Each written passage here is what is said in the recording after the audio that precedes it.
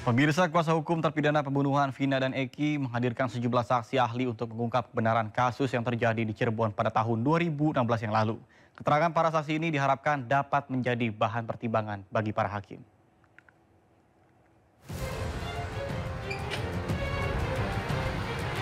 Diduga ada kejanggalan, kuasa hukum 6 terpidana kasus pembunuhan Vina menghadirkan sejumlah saksi ahli untuk memberikan keterangan dalam sidang peninjauan kembali di Pengadilan Negeri Cirebon, Jawa Barat. Saksi-saksi tersebut diantaranya 3 ahli pidana, ahli laka lantas, ahli kedokteran, ahli mata, dan juga 2 saksi fakta yang merupakan kuasa hukum terpidana kasus Vina tahun 2016 dan 2017. Meminta keterangan ahli, pada hari ini telah kita undang dan telah siap 3 orang ahli pidana, yaitu Profesor Mujakir, Dr. Solihuddin, dan Profesor Cudri Sitompul. Di samping 3 ahli pidana, kita akan hadirkan juga ahli laka lantas, yaitu Dr. Yuspan, kemudian ada ahli kedokteran forensik, Dr. Yoni ya, kemudian ahli mata, Dr. Mayasari dari Rumah Sakit Mata Cicendo. Nah, selain ahli ini, kami apabila waktunya cukup, kami akan memeriksa 2 orang saksi fakta yang merupakan kuasa hukum dari para terpidana ini pada tahun 2016 dan 2017. Selain itu, tim kuasa hukum 6 terpidana kasus pembunuhan Vina dan Eki juga masih menunggu jawaban dari Majelis Hakim Sidang PK tentang usulan pelaksanaan sidang peninjauan kembali digelar di tempat kejadian perkara. Permintaan ini disampaikan agar Majelis Hakim dapat memahami perkara secara utuh. Dari Cirebon, Jawa Barat, Toy Iskandar, iNews melaporkan. Kasus kematian Vina dan Eki hingga kini masih menjadi misteri. Bahkan upaya PK para terpidana masih terus dilakukan. Teman dekat almarhumah Vina menjadi saksi dalam sidang PK pada Rabu siang.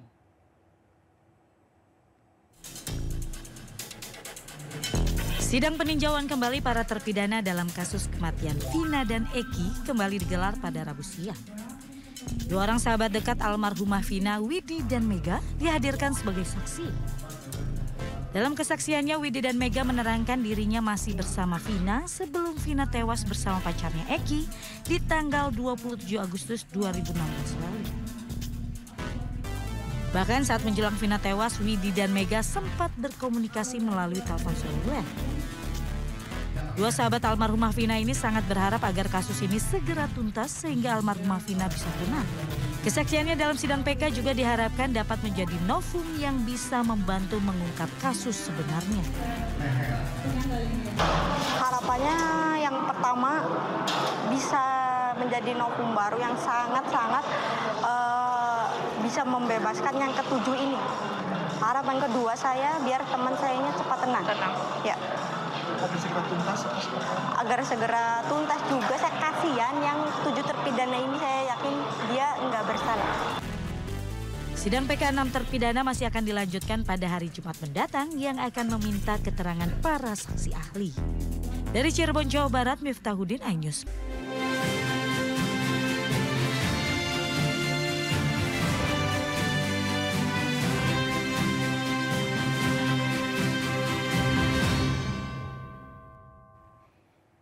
Terima kasih Anda masih bersama kami di Sindo Siang. Pemirsa, saat menghadiri pengumuman nomor urut pasangan Ridwan Kamil Suswono ke kantor KPUD Jakarta dengan menggunakan ojek online. Hal ini menjadi ilustrasi fleksibilitas dan efektivitas calon gubernur dan calon wakil gubernur nomor urut 1 dalam bekerja. Melihat kondisi jalan yang macet menuju kantor KPUD, pasangan Ridwan Kamil dan Suswono memilih turun dari motor dan melanjutkan berjalan kaki demi menghemat waktu. Dalam pengundian nomor urut, pasangan calon gubernur dan wakil gubernur Jakarta mendapatkan nomor urut 1. Kang Emil berharap bisa memenangkan Pilkada Jakarta dalam 1 putaran melalui kampanye positif tanpa menjatuhkan pasangan lain. Selepas kegiatan yang berlangsung di KPUD, Kang Emil sempat mengamati kondisi jalan yang masih padat. Kendaraan yang dipersiapkan untuk mengantarnya kembali juga masih terjebak kemacetan. Kemudian Kang Emil dan istri Atalia Praratia menyeberang melalui jembatan penyeberangan orang atau JPO dan memanggil taksi yang melintas. Hal tersebut memberi ilustrasi bahwa cara kerja mantan orang nomor 1 di Provinsi Jawa Barat tersebut yakni efektif dan efisien guna menggapai tujuan dan tidak terjebak dengan protokoler, kaku, dan siap berpeluh keringat demi mewujudkan visi misi untuk memajukan Jakarta.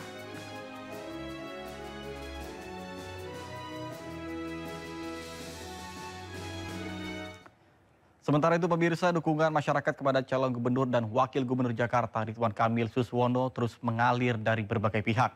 Bahkan kali ini dukungan datang dari 64 organisasi relawan dan organisasi masyarakat yang akan mengawal penuh pemenangan pasangan Ridho di Pilgub Jakarta 2024. Kedatangan mantan Gubernur Jawa Barat Ridwan Kamil disambut riuh ratusan perwakilan yang tergabung dalam relawan Bang Emil teman kita.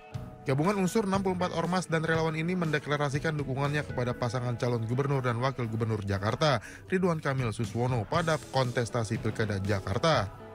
Kelompok relawan yang terdiri dari pegiat seni, tokoh Betawi, serta berbagai macam golongan ini nantinya akan mensosialisasikan program kerja sekaligus berjuang dalam pemenangan pasangan Ridho. Saya mengaturkan terima kasih, sepulang dari sini sudah saya perintahkan bekerja, mengkampanyekan kepada keluarga, tetangga, teman, dengan belusukan media sosial, ketemu tokoh, event, dan lain-lain.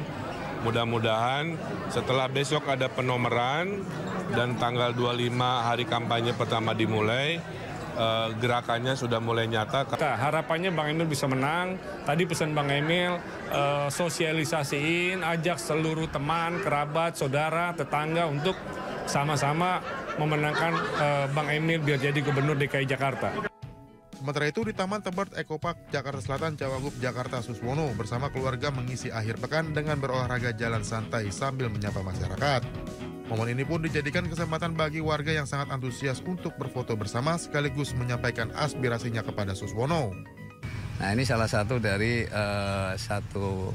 taman kota ya, atau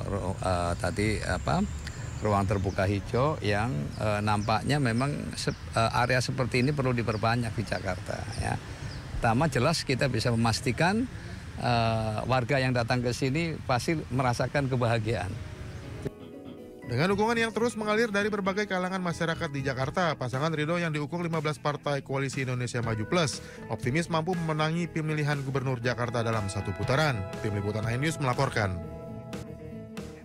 Didukung 7 partai politik, salah satunya adalah Partai Perindo, pasangan bakal calon bupati dan wakil bupati Karo Antonius Ginting dan Komando Tarigan berkomitmen untuk menghadirkan kesejahteraan bagi warga Kabupaten Karo. Dukungan ini dideklarasikan di hadapan ribuan simpatisan yang hadir di Balai Milala, Mas Kabanjahe, Kabupaten Karo, Sumatera Utara.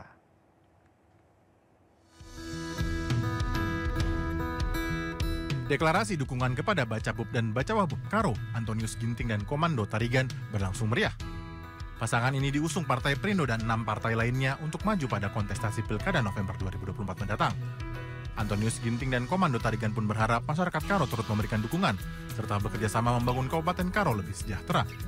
Memberikan yang terbaik untuk seluruh masyarakat tanah Karo melalui Karo Beriman, Karo Berbudaya, Karo Modern, Karo Unggul menuju Karo Sejahtera. Seluruh masyarakat tanah Karo ikut memberikan hak pilihnya dan tentunya memilih yang cerdas, pilihlah yang bisa membawa perubahan ke tanah Karo. Kita akan mengangkat kesejahteraan masyarakat Karo melalui pertanian.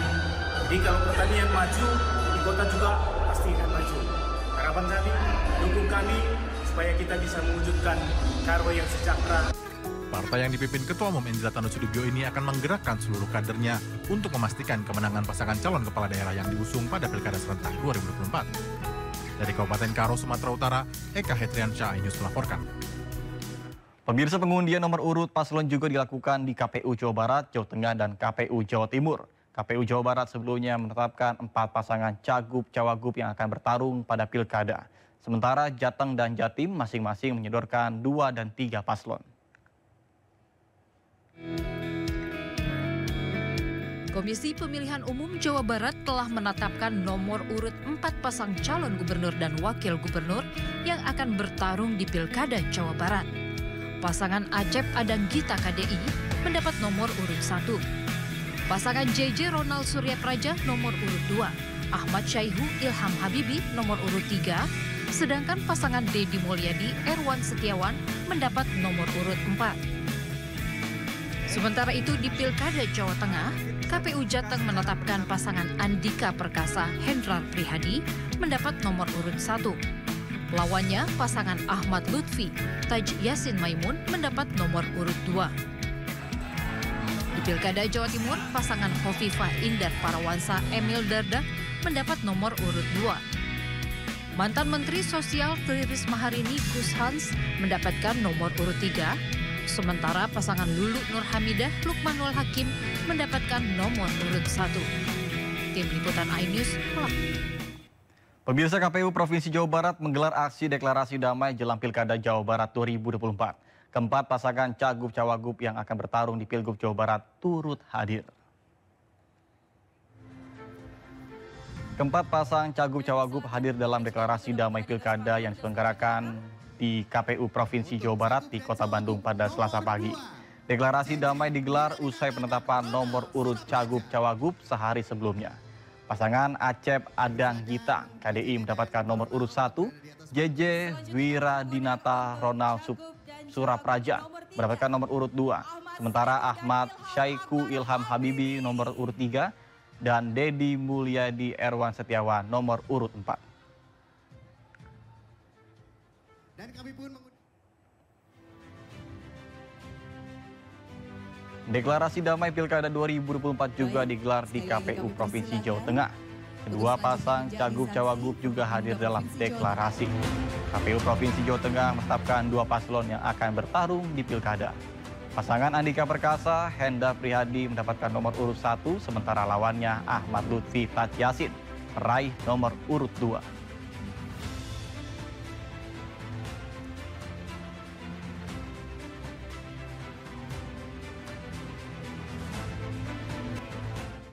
Pemirsa, di Pilkada Banten, pasangan Cagup-Cawagup Airin Rahmi Diani Ade Sumardri mendapatkan nomor urut 1. Sementara pasangan Andra Soni Dimyati Natakusuma mendapatkan nomor urut 2.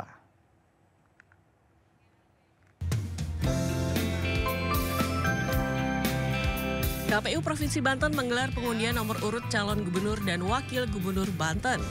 Pasangan Airin Rahmi Diani dan Ade Sumardi jadi yang pertama mengambil bola. Pasangan ini mendapat nomor urut 1. Sementara pasangan Andra Soni Dimyati Natakusuma mendapat nomor urut 2. Proses pengundian ini kemudian dilanjutkan dengan penandatanganan berita acara oleh seluruh komisioner KPU. Dan alhamdulillah pada prinsipnya mendapatkan nomor urut berapapun kami sangat bersyukur. Sampai dengan titik hari ini pun juga saya sangat bersyukur, kami sangat bersyukur di mana takdir Allah menghantarkan kami bisa sampai ke sini. Dan semoga berkah ridho Allah senantiasa ada untuk saya dan Pak Haji Ade. Kami istiqomah dengan tujuan dan insya Allah menang dan dilantik jadi Gubernur Banten. Amin. Tapi doanya tentunya gubernur yang amanah. Gubernur yang istiqomah dengan tujuan dan selalu bisa memberikan kebermanfaatan, kemaslahatan, selamat dunia dan akhirat. Bahwa kita ingin Banten maju dan kita ingin bagaimana proses demokrasi ini bisa berjalan dengan baik. Dan kita memilih untuk bersama-sama mengikuti kontestasi pilkada yang akan dilangsungkan pada tanggal 27 November. Semua cara, semua daya, semua strategi insya Allah kita sama-sama berada di orang-orang yang memang merupakan makhluk Tuhan. Yang makhluk Tuhan, kita semua yang ada di ruangan ini, tidak ada yang bukan makhluk Tuhan. Sehingga kepada siapa lagi kita berserah kalau bukan kepada yang Maha Kuasa. Hasbunallah wa ni'mal wakil, ni'mal maula wa ni'man nasir. Insya Allah Tuhan tahu yang terbaik. Insya Allah hanya Tuhan yang tahu isi hati kita masing-masing. Dan insya Allah sayangi Bantenmu, pilih nomor 2. Pasangan nomor urut 1 Pilgub Banten Airin Rahmi dan Ade Sumardi memiliki visi Banten maju bersama, terwujudnya Provinsi Banten yang bermain, sejahtera, unggul, berkelanjutan, sehat dan maju. Sedangkan pasangan nomor urut 2 Pilgub Banten, Andra Soni dan Dimyati Natakusuma memiliki visi Banten maju, adil, merata, tidak korupsi. Pemirsa, 3 paslon gubernur dan wakil gubernur Jakarta antusias setelah mereka memperoleh nomor urut. Pasangan Ridwan Kamil dan Suswono mendapatkan nomor urut 1, Kemudian nomor urut 2 pasangan Dharma Pongrekun dan Kun Wardana. Dan nomor urut 3 pasangan Pramono Anung dan Rano Karno.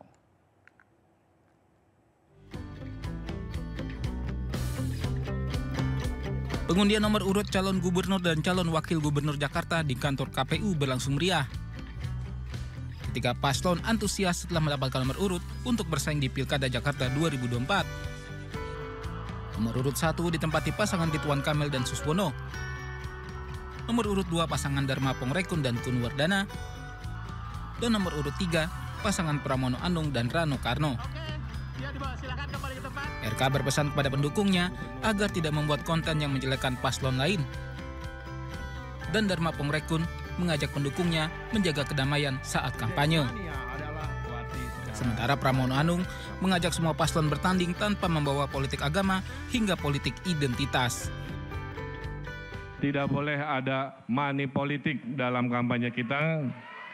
Tidak boleh ada satupun konten-konten yang menjelek-jelekan pasangan orang lain. Menjaga kenyamanan, kedamaian selama masa kampanye yang akan datang dengan tetap memegang kesantunan. Mari kita berkompetisi bersama, bertanding bersama, tetapi yang paling penting kami berjanji tidak akan membawa politik agama, identitas, etnisitas, dan penuh dengan riang gembira. Momen pengundian nomor urut ini dinanti para kandidat dan pendukungnya. Dengan nomor urut yang telah diperoleh, setiap paslon bisa mulai susun strategi kampanye mereka secara lebih terarah, terutama dalam sosialisasikan nomor urut mereka kepada pemilih. Dari Jakarta, tim liputan melaporkan. Salam KPU melayani, tangan kanan ada di dada sebelah kiri, kita hitung 1, 4 akan ada sesi foto bersama. Hasil pengundian nomor urut KPU Jakarta, pasangan Ridwan Kamil dan Suswono mendapat nomor urut 1. Program kerja nomor urut 1 pasangan Ridwan Kamil dan Suswono memiliki slogan Jakarta Baru, Jakarta Maju yang menekankan pada kemajuan dan berkelanjutan. Sementara itu pasangan Dharma Pongrekun dan Kun Wardana mendapat nomor urut 2. Pasangan ini mengusung slogan Jakartaku Aman yang menuangkan dan menjadikan Jakarta sebagai pusat perekonomian nasional dan global. Pasangan calon gubernur dan wakil gubernur Pramono Anung dan Rano Karno mendapat nomor urut 3. Pasangan Pramono dan Rano memiliki slogan Jakarta Menyala, Jakarta sebagai pusat perekonomian nasional dan kota global. 3 pasangan calon gubernur dan wakil gubernur Jakarta hadir dalam pengundian nomor urut di KPU Jakarta didampingi para pendukungnya. Nomor urut masing-masing paslon menjadi identitas peserta mulai dari masa kampanye hingga pemilihan gubernur dan wakil gubernur.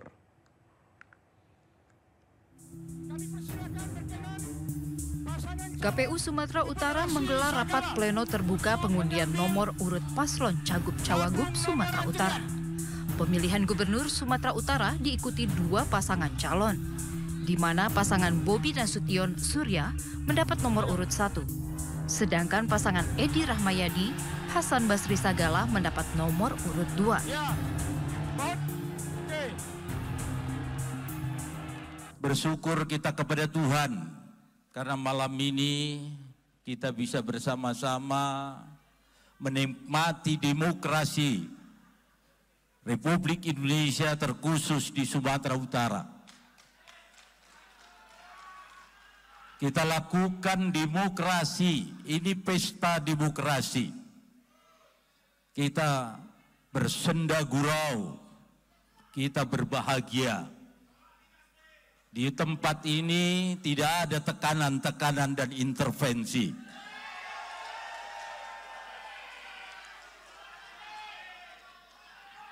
Pentahapan demokrasi pada malam ini sangat penting untuk kita melangkah ke depan.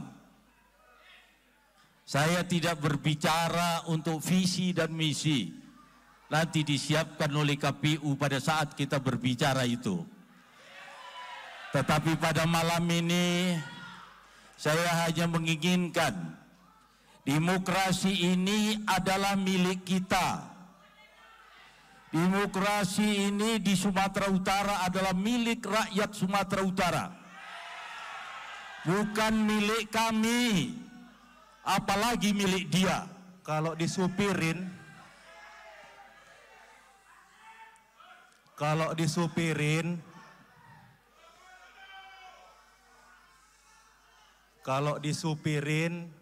nggak usah begitu tahu tujuannya mau ke Sumatera Utara, tahu kita kapan sampainya. Kapan sampainya? Pas kepala kita kejedut di mobil. Artinya apa? Bagus jalan di Aceh, bagus jalan di Sumatera Barat, begitu masuk Sumut, kejedot kepala kita. Benjol kepala kita. Karena infrastruktur yang ada di Sumatera Utara mungkin belum merata. Untuk visi misi, pasangan nomor urut 1 Bobi Nasution dan Surya mengedepankan kolaborasi sumut berkah menuju Sumatera Utara yang unggul, maju, dan berkelanjutan. Sementara pasangan nomor urut 2, Edi Rahmayadi dan Hasan Basri Sagala, memiliki visi Sumatera Utara yang unggul, maju, dan berkelanjutan. Tim Liputan iNews melaporkan. Sementara itu pemirsa, di Sulawesi Tengah pengundian nomor urut diikuti oleh 3 paslon yang sudah ditetapkan.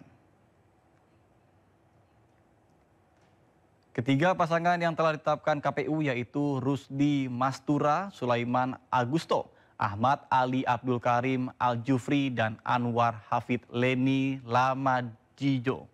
Hasil pengundian yang digelar KPUD Sulteng adalah pasangan Ahmad Ali dan Abdul Karim mendapatkan nomor urut 1. Sementara pasangan Anwar Reni mendapatkan nomor urut 2. Yang terakhir pasangan Rusdi Sulaiman yang mendapatkan nomor urut 3. Pasangan Ahmad Ali Abdul Karim diusung 8 parpol, Anwar Reni diusung 3 parpol, sementara Rusdi Sulaiman 4 parpol. 2, 1. Sementara di Sulsel, KPU setempat menetapkan 2 paslon yang akan berlaga di Pilgub tahun 2024. Mantan Wali Kota Makassar Muhammad Ramdan Pomanto dan pasangannya Azhar Arsyad mendapatkan nomor urut 1. Sementara lawannya calon petahana yaitu Andi Sudirman Sulaiman dan Fahmawati Rusdi mendapatkan nomor urut 2. Ramdhani Azhar diusung 3 partai, sementara Andi Fatmawati diusung Kim Plus.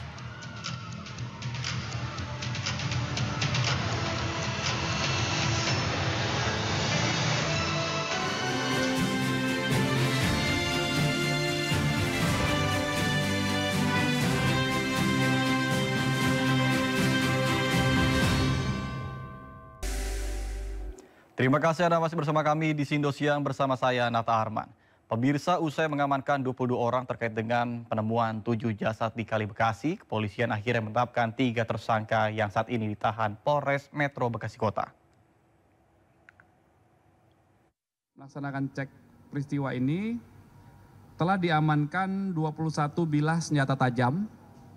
Tadi sudah ditunjukkan oleh Kasat Reskrim Polres Metro Bekasi. Kemudian ada 30 unit sepeda motor di lokasi dan ada 8 buah handphone. 3 dari 22 orang yang diamankan sudah ditetapkan sebagai tersangka oleh penyidik Satreskrim Polres Metro Bekasi dengan dugaan membawa senjata tajam tanpa hak. Ya, ini sedang diproses. Jadi mohon waktu rekan-rekan, proses penyelidikan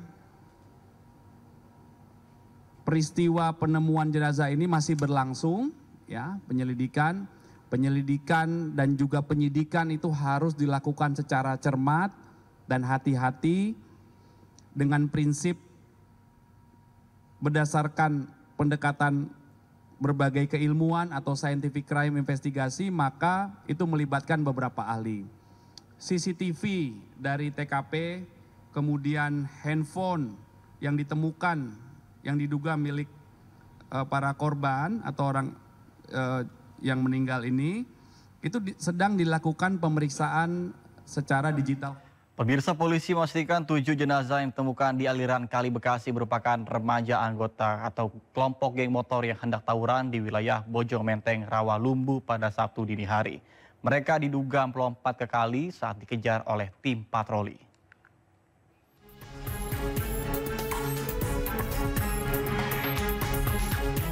Polisi mengungkap fakta baru terkait kasus penemuan 7 jenazah yang ditemukan mengambang di aliran Kali Bekasi, belakang perumahan Pondok Gede Permai, Jati Asih, Bekasi, Jawa Barat pada Minggu pagi. Ketujuhnya diduga hendak melakukan tawuran di wilayah tersebut.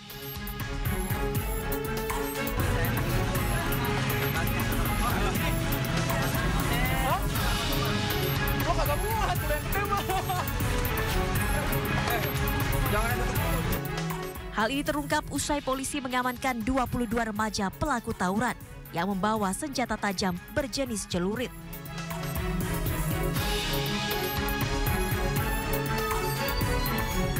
Polisi pun memastikan 7 jenazah yang ditemukan di aliran Kali Bekasi tergabung dalam kelompok geng motor yang sama dan hendak tawuran pada Sabtu dini hari, sekitar pukul 3 waktu Indonesia Barat.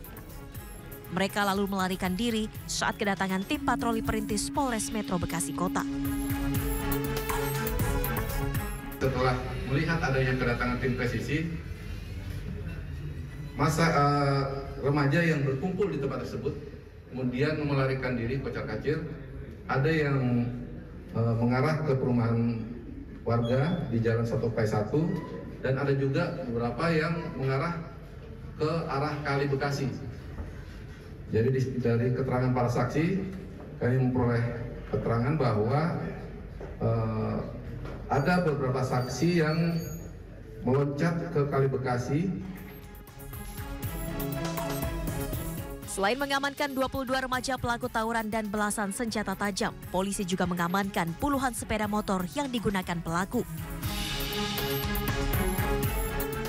Sementara polisi membuka posko pengaduan orang hilang dan menghimbau kepada warga yang merasa kehilangan anggota keluarganya untuk melaporkan ke Polres Metro Bekasi Kota. Dari Bekasi, Jawa Barat, Rahmat Hidayat, iNews melaporkan. Sementara Rumah Sakit Polri menyatakan bahwa hingga kini baru ada 5 keluarga dari 7 jenazah kasus kematian remaja yang berlokasi yang di kawasan Bekasi yang dilaporkan, meskipun identifikasi ke-7 jenazah selain dilakukan pihak rumah sakit masih kesulitan untuk mencocokkan identitas jenazah karena data dari keluarga yang masih kurang.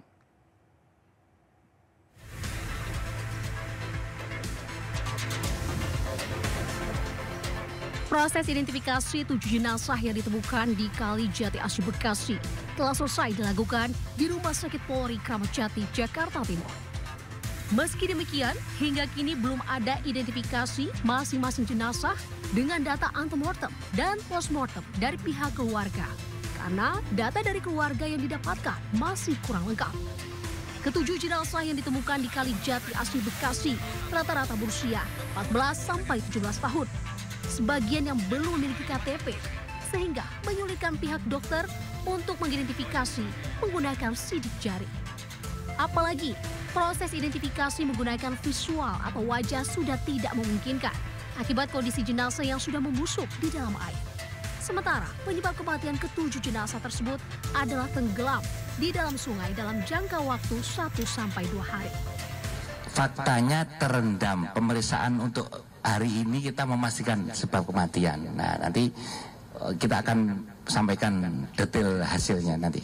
Kebetulan jenazah kan membusuk lanjut, yang kemarin disampaikan dokter kami adalah antara 1 sampai 2 hari, artinya identifikasi secara visual tidak memungkinkan lagi. Sebelumnya, diduga ke-7 jasad remaja yang diperkirakan masih berusia belasan tahun hendak melakukan tawuran. Namun, ketakutan saat dikejar petugas dan menceburkan diri ke Kali Bekasi. Bahkan, polisi sempat membawa salah seorang pelaku tawuran ke lokasi 7 jasad remaja yang ditemukan tewas di Kali Bekasi, Jawa Barat untuk mengetahui kronologi apa yang terjadi hingga terjadi penemuan 7 jenazah remaja yang mengapung di aliran di Kali Bekasi. Dari Jakarta dan Bekasi, Jen Cahyani, Iriansyah, iNews melaporkan. Pemirsa, untuk mengetahui perkembangan identifikasi 7 jenazah yang berlokasikan di Kali Bekasi, kami sudah terhubung dengan rekan kami, ada Jen Cahyani langsung di Rumah Sakit Polri Kramat Jati, Jakarta. Baik, selamat siang Jen. Apa saja kesulitan pihak rumah sakit dalam melakukan identifikasi para jenazah? Silakan Jen dengan laporan Anda. Selamat siang Nata dan juga pemirsa. Ya, betul sekali. Kemarin pihak Rumah Sakit Polri menyatakan mereka menemukan beberapa kesulitan dalam proses otopsi dan juga identifikasi ke-7 jenazah yang dilaporkan atau ditemukan di Kali Jati Asih Bekasi. Nah, salah satunya memang kesulitan data karena kalau dari pihak Rumah Sakit Polri sendiri menyampaikan jika 7 jenazah tersebut sudah tidak dapat diidentifikasi secara visual. Artinya pun nanti jika pihak keluarga ingin melihat bentuk dari jenazah tersebut sudah tidak bisa diidentifikasi secara visual, jadi harus menggunakan data-data hasil dari otopsi yang sudah dilaksanakan kemarin oleh pihak Rumah Sakit Polri dicocokkan dengan data yang dilaporkan oleh pihak keluarga, yakni diantaranya data antemortem dan juga data postmortem. Dan ini sangat penting, diantaranya ada data antemortem ini di mana pihak keluarga harus menyerahkan berkas-berkas bukti identitas dari pihak keluarga, baik identitas dari keluarga itu sendiri dan juga menyangkut kepada salah satu anggota keluarga yang mereka merasa kehilangan, yang diduga salah satunya dari 7 jenazah tersebut, dan juga ada data postmortem di mana ini mengidentifikasi struktur tulang, struktur gigi yang ditemukan di para jenazah tersebut dan juga yang dilaporkan atau data yang dilaporkan oleh pihak keluarga. Dan data-data tersebut dari keluarga yang sudah melaporkan ini dirasa masih kurang sehingga pihak Rumah Sakit Polri tidak dapat mengidentifikasi lebih lanjut di 7 jenazah tersebut dan data-data tadi. Dan 5 keluarga yang baru melapor sehingga ini ada masih kurang ya. Jadi dari pihak rumah sakit dan juga pihak kepolisian ini mengimbau kepada masyarakat jika ada yang merasa kehilangan anggota keluarganya atau anggota keluarganya belum pulang untuk segera melapor ke Polres Metro Kota Bekasi atau langsung ke Rumah Sakit Polri karena diduga salah satu anggota keluarga mereka merupakan salah satu dari ke-7 jenazah tersebut. Dan sementara itu juga Nata dan juga pemirsa, hari ini pihak Rumah Sakit Polri terus melanjutkan proses identifikasi dari hasil otopsi dan juga data-data antemortem dan data postmortem tersebut. Dan jika ada jenazah yang sudah berhasil diidentifikasi, maka akan bisa langsung dipulangkan atau diserahkan kembali ke keluarganya. Dan sampai saat ini kami masih menunggu juga keluarga yang akan menjemput jenazah yang merupakan anggota keluarga mereka. Namun kami belum menemukan atau belum terpantau ada keluarga yang datang ke sini. Namun yang pasti kami baru saja mendapatkan informasi dari pihak kepolisian nanti sore akan ada konferensi pers terkait hasil dari otopsi dan kapan jenazah akan dipulangkan ke keluarganya. Nata. Baik, terima kasih Jen Cahyani atas laporan Anda. Selamat bertugas kembali dan salam sehat. Pemirsa, pasca dugaan peretasan 6 juta data wajib pajak oleh Bjorka, masyarakat diimbau waspada dengan modus penipuan. Sementara Direktorat Jenderal Pajak pun berjanji akan menjaga integritas data wajib pajak.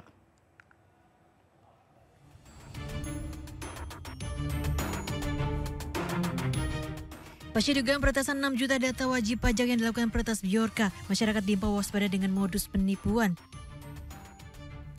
Pasalnya kebocoran data NPWP bisa berpotensi terjadinya tindak pidana akibat penyalahgunaan kebocoran data NPWP dengan modus ancaman membayar denda pajak.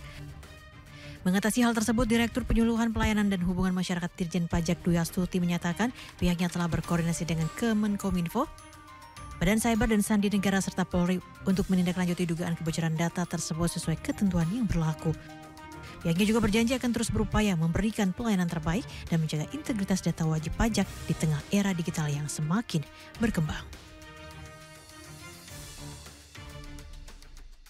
Direktorat Jenderal Pajak berkomitmen untuk selalu menjaga kerahasiaan dan keamanan data wajib pajak dengan baik pada sistem informasi dan infrastruktur milik Direktorat Jenderal Pajak, serta akan terus berupaya untuk meningkatkan sistem keamanan dan perlindungan data wajib pajak dengan melakukan evaluasi dan penyempurnaan tata kelola data dan sistem informasi melalui pembaruan teknologi, pengamanan sistem, dan security awareness.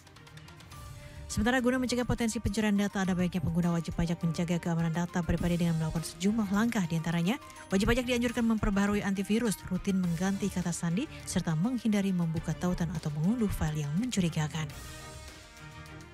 Sudah seharusnya kasus kebocoran jutaan data NPWP ini menjadi peringatan keras pemerintah untuk meningkatkan keamanan cyber, mengingat peretasan data ini bukannya kali pertama terjadi di Indonesia. Ini dilakukan agar para pelaku cybercrime tidak semakin merajalela melancarkan modus-modus penipuan pajak terhadap korban. Dari Jakarta, Heru Triguniarto, iNews, melaporkan. Informasi lainnya pemirsa, Presiden Joko Widodo meresmikan smelter bauksit di Kabupaten Mempawah, Kalimantan Barat pada Selasa pagi. Smelter ini menelan investasi lebih dari 25 triliun dan memiliki kapasitas produksi bahkan hingga 1 juta ton per tahun. Bismillahirrahmanirrahim, pada pagi hari ini saya resmikan injeksi bauksit perdana smelter Great Alumina Refinery PT Borneo Alumina Indonesia di Kabupaten Mempawah, Provinsi Kalimantan Barat.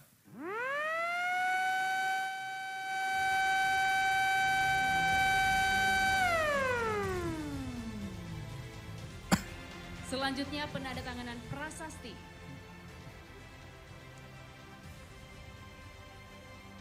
Presiden Joko Widodo meresmikan injeksi bauksit perdana untuk proyek smelter Great Alumina Refinery SGAR fase 1 PT Borneo Alumina Indonesia BAI Selasa pagi.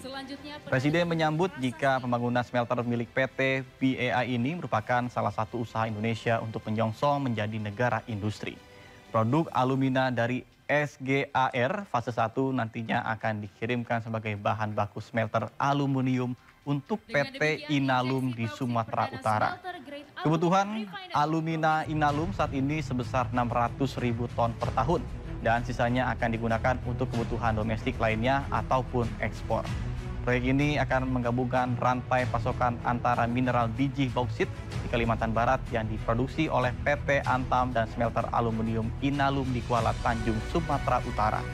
Diharapkan dengan adanya proyek ini, produksi alumina domestik meningkat menjadi sebesar 2 juta ton per tahun dengan penyerapan mineral biji bauksit hingga mencapai 6 juta ton per tahun.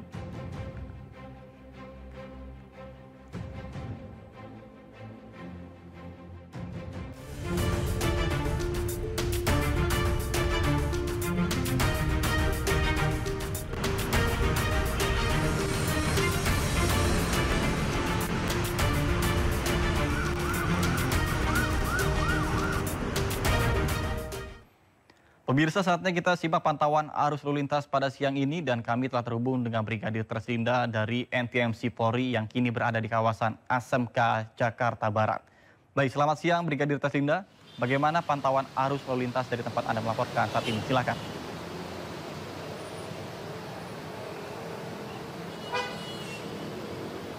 Ya baik, terima kasih Nata di studio dan pemirsa.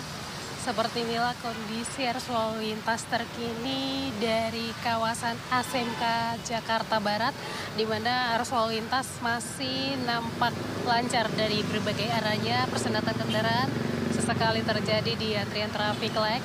Namun kepadatan kendaraan ini juga terlihat dari arah Mangga 2 yang akan mengarah ke arah Tanah Abang pada siang hari ini cukup padat, namun perlambatan kecepatan ini hanya terjadi di antrian traffic light. Kemudian memang yang akan berbelok arah mengarah ke arah Pasar ASMK ataupun Harmoni pada siang hari ini sedikit mengalami hambatan, di mana memang ada proyek pembangunan stasiun LRT, sehingga hal ini juga menjadi salah satu hambatan kendaraan yang akan mengarah ke arah Harmoni melalui jalur ini. Untuk itu kami harapkan Anda dapat mengikuti arahan serta petunjuk petugas kami yang berada di lapangan, yaitu untuk mengarahkan arus lalu lintas. Untuk itu kami harapkan Anda dapat mengikuti. Kemudian Nata, sebagai informasi, rencananya pada pukul 15.00 akan diselenggarakan deklarasi pemilu damai oleh KPU DKI Jakarta, dan rencananya akan dihadiri juga oleh calon gubernur dari masing-masing di kawasan ini. Untuk itu para simpatisan yang akan hadir di sini kami harapkan Anda untuk menjaga ketertiban serta tertib dalam pelaksanaan deklarasi ini. Hal ini untuk terciptanya keamanan, ketertiban dan juga untuk pengalian arus di kawasan ini masih bersifat situasional. Apabila dibutuhkan pada saat pelaksanaan acara akan dilaksanakan pengalian arus oleh anggota kami yang berada di lapangan. Untuk itu besar harapan kami Anda dapat mengikuti arahan serta petunjuk petugas kami yang berada di lapangan. Sampai siang ini arus lalu lintas dari arah Kota Tua yang akan mengarah ke arah Tanah Abang, Harmoni maupun yang akan mengarah ke arah Blok M dan juga Ancol dalam keadaan ramai lancar. Persendatan kendaraan hanya terjadi di antrian traffic light. Namun meskipun lalu lintas lancar, kami masih menemukan pelanggaran-pelanggaran kasat mata seperti pengendara roda 2 yang tidak tertib di antrian traffic light, tidak menggunakan helm standar SNI dan juga. Informasi lainnya pemirsa, pemerintah akan membentuk Matra Cyber untuk Matra keempat TNI guna menghalau serangan cyber dari luar. Matra Cyber telah menjadi kebutuhan di era perang modern pada saat ini. Menko Polhukam Hadi Cahyanto menegaskan pemerintah akan membentuk Matra Cyber atau Matra keempat TNI. Hal ini disampaikan usai rapat dengar pendapat dengan DPR RI di Senayan, Jakarta, Senin siang. Pembentukan Matra Cyber telah menjadi kebutuhan untuk menghadapi serangan cyber dari luar. Dalam pertempuran modern saat ini, pusat gravitasinya adalah perang cyber yang meliputi perang proksi, perang asimetris, dan perang propaganda. Untuk itu diperlukan unit cyber yang berpatroli setiap hari untuk menghalau serangan balik cyber.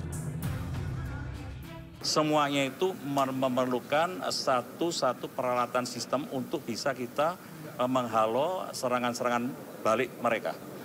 Diperlukan satu unit yang tiap hari melakukan patroli, kemudian melakukan rangkaian-rangkaian mitigasi, dan kalau saya sampaikan bahwa angkatan keempat ini, Matra Cyber ini adalah perang pikiran. Jadi bagaimana kita bisa memengkarui bahwa peperangan ini bisa kita menangkan. Hadi menambahkan Presiden Joko Widodo telah memerintahkan pembentukan Matra Cyber TNI. Presiden terpilih Prabowo Subianto juga concern atas pembentukan Matra keempat TNI ini. Tim Liputan iNews melaporkan. Pemirsa, informasi tadi sekaligus mengakhiri Sindo Siang hari ini dan Anda bisa mendapatkan informasi terkini terbaru melalui portal yang menghadirkan berita daerah, nasional, dan internasional lengkap di sindonews.com. Saya Nata Arman, pamit undur diri, terima kasih dan sampai jumpa.